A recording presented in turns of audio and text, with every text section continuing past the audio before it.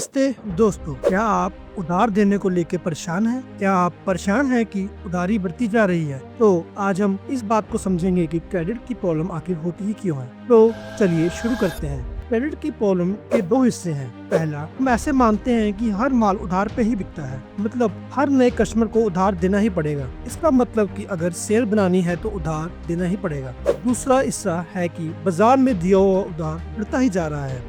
Cell नहीं बढ़ रही लेकिन उधार बढ़ता जा रहा है, मतलब टाइम पे पेमेंट नहीं आ रहे। दोनों तरह की प्रॉब्लम्स के सॉल्यूशन हैं, लेकिन आज हम सिर्फ दूसरे प्रॉब्लम पे बात करेंगे, यानी कि टाइम पे पेमेंट नहीं आ रही। इसका सॉल्यूशन जानने से पहले ये समझ लेते हैं कि ये प्रॉब्लम स्टार्ट ही क्यों होती है। इस बात को समझिए कि उधार इसलिए नहीं बढ़ता कि कस्टमर देना नहीं चाहता। 90% कस्टमर टाइम पे पैसे देते हैं, इसलिए तो हमारा बिजनेस सर्वाइव कर रहा है। लेकिन उधार बढ़ता है क्योंकि हम कस्टमर से पैसे की डिमांड ही नहीं करते। डिमांड क्यों नहीं करते? दो कारण है। पहला ये है कि हमें पता ही नहीं होता कि कब कस्टमर के पैसे ड्यू हो रहे हैं। मतलब अगर कस्टमर ने वादा किया है कि वो 1 महीने में पेमेंट देगा, तो हमें पता ही नहीं होता कि कस्टमर की फर्स्ट वीक को 1 महीना हो गया है। ये इसलिए होता है क्योंकि कस्टमर इतने सारे हैं और रोज के बिल इतने सारे हैं कि हम भूल जाते हैं।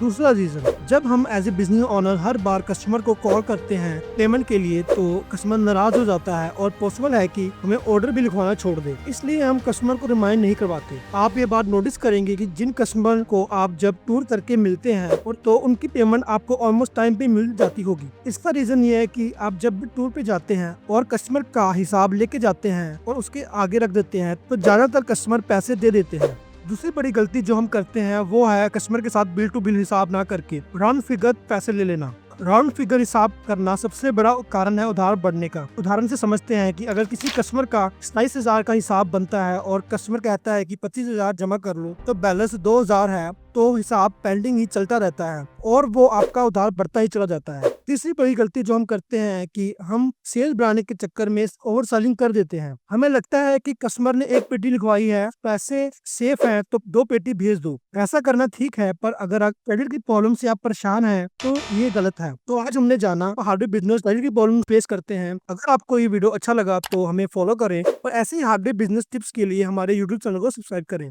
अगर आप भी ओके प्रॉब्लम को अपने हार्डवेयर बिजनेस में फेस करते हैं तो हमें कमेंट करें सोल्यूशन, तो हम जल्दी आपके लिए इन प्रॉब्लम्स का सोल्यूशन की एक वीडियो लेके आएंगे। तब के लिए जय हिंद और हैप्पी सेलिंग।